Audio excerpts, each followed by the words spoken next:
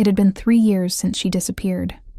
No text, no note, not even a final brushstroke on the canvas they had started together. Julian had replayed their last day 100 times.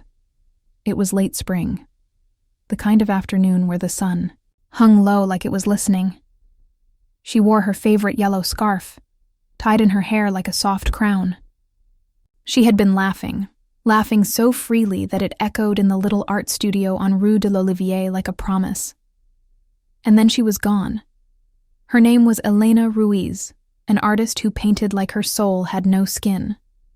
Every piece was raw, brave, and utterly alive.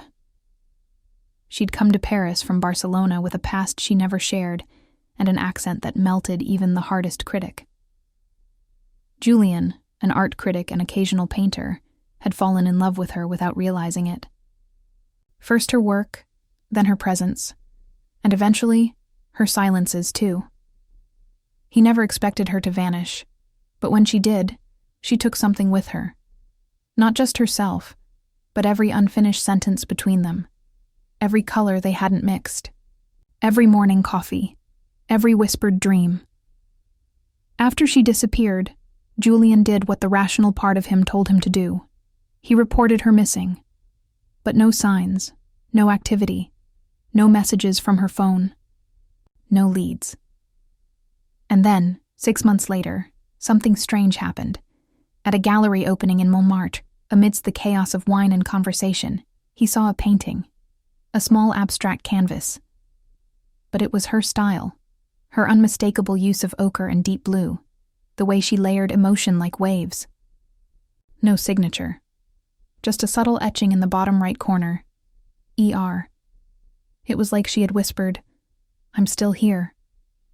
Julian bought the piece without hesitation, and since then, he'd made it his mission to attend every gallery opening in Paris.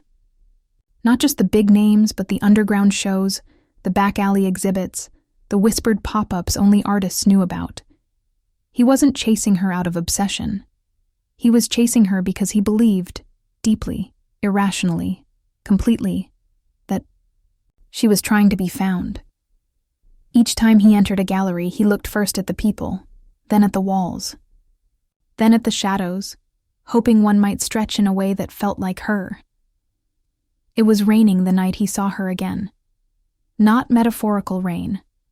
Real cold Paris rain, the kind that soaks you through your coat and makes the city smell like wet stone.